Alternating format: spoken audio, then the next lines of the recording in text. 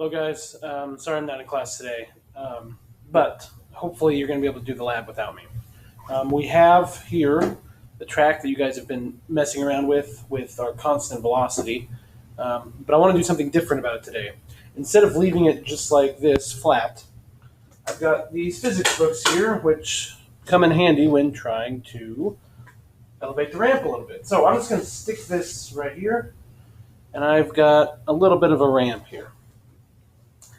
I've also got these cars here. Now they look pretty janky, but they spin, they have 3 wheels, and hopefully they'll go in a straight line. Anyways, all I'm going to ask you to do is, I'm going to put this here, and I'm just going to let it go. And I'll grab it.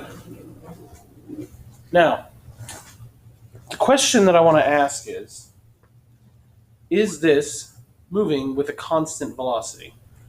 Is this moving with a constant velocity?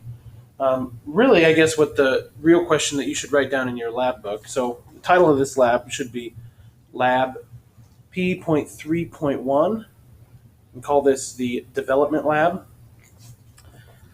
And the question that I really want you to ask is, what is the relationship between the clock reading and the position that it's at?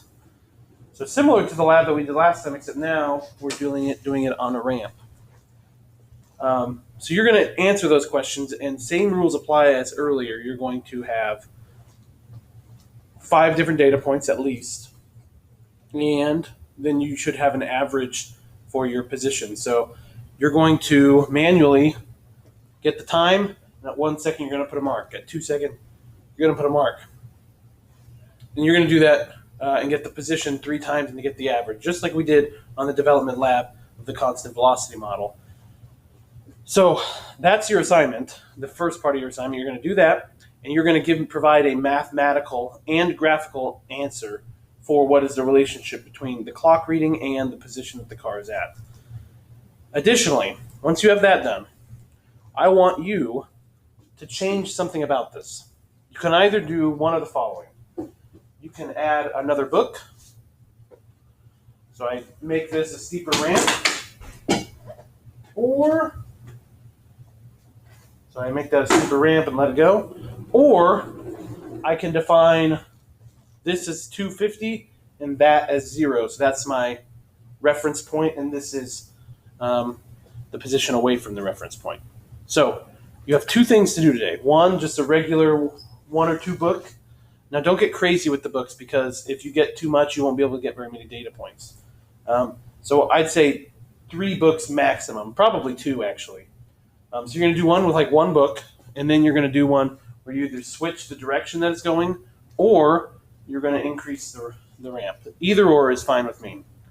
Again, you're going to provide mathematical and graphical answers for both of these. In addition, for both of these examples, I want you to draw motion maps, and I want you to attempt to draw a velocity time graph. So maybe in like the post lab of this, you can call one experiment 1 and one experiment 2. I want to see motion maps, and then I want to see a velocity time graph. Good luck.